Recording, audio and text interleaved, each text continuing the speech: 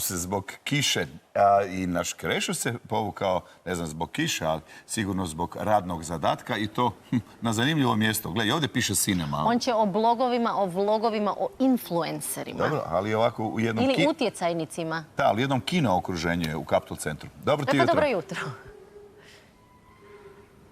Tako je, da.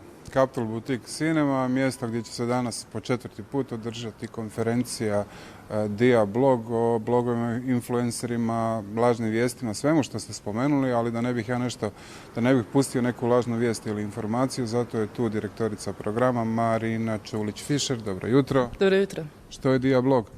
Dia blog je konferencija o blogerima, influencerima i kreatorima sadržaja. Okupljamo ljude koji se bave tom vrstom komunikacije, okupljamo i medije i oglašivače i htjeli bismo nekako stvoriti uzajamni dijalog i razumijevanje da što bolje radimo svoj posao. Koji je zapravo cilj ovakve konferencije? Pa cilj je upravo to da se okupe ljudi koji inače rade, ja bih rekla, više u tom online virtualnom svijetu i postižu dobre suradnje, mislim tu se događaju stvarno lijepe stvari, ali rijetko se vidimo, rijetko imamo vremena, a mi nekako mislimo da je taj ljudski osobni kontakt najvažniji i to je razlog zašto ih okupljamo svih, jednom godišnje na ovom mjestu. Koje će teme danas dominirati na konferenciji?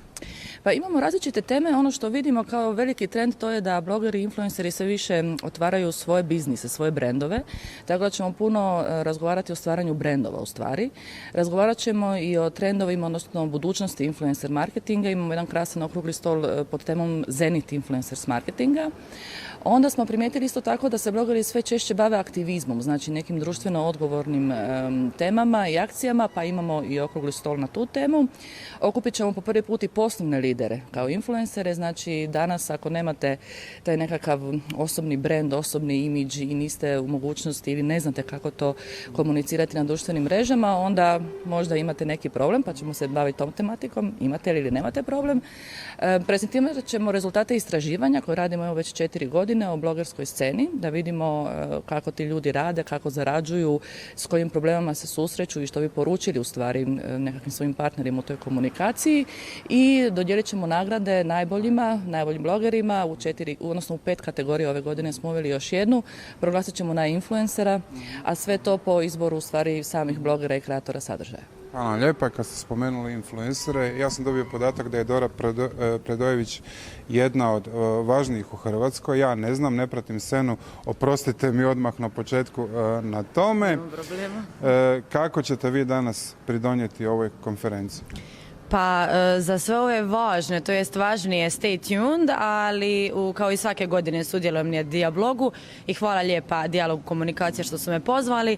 Mislim da je lijepo da se mi kolege, ajmo to tako reći, u struci nađemo i da im imamo priliku ovako barem jednom godišnje se naći i cijeli dan progovoriti o nekakvom našem poslu koji je možda još uvijek u Hrvatskoj onako krivo predstavljen i nepoznat i zato smo mi tu da razbijemo te nekakve... Sve znate. Krivo predstavljen. Evo, vi ste influencerica, predstavite vi nama svoj posao u 2 rečenice. Pa da bude svima jasno o čemu se tu radi, pošto krivo predstavljaju mediji. Pa evo, na primjer, glavna zabluda bi bila da mi nemamo posao, nemamo struku i da ništa ne radimo, što je apsolutno krivo. Ja bi htjela ovim putem predstaviti moje kolege koji kao i ja između ostaloga rade svoj daily job i onda im je ovo nekakav hobi koji su, ja bih rekla, vrlo pametno pretvorili u biznis. Jer svi znamo koliko je teško u Hrvatskoj i općenito u svijetu i naći posao i zadržati posao i biti dobar u svom poslu, a mi smo uspjeli i jedno i drugo. Znači imati i struku, ići i na fakultet i na kraju krajeva uskočili u taj neku milenijsku generaciju koju možda čak i ne pripadamo toliko i iskoristili najbolje od toga i svoj hobi pretvorili u biznis. Hvala lijepo i dobru zabavu danas. Hvala vama. Eto, poštovani gledatelji, dragi kolege, toliko za prvo javljanje. Ako vam je nešto ostalo nejasno, dođite u Capital Boutique Cinema, pridružite se pa ćete doznati sve što bi trebali znati. Lijep pozdrav!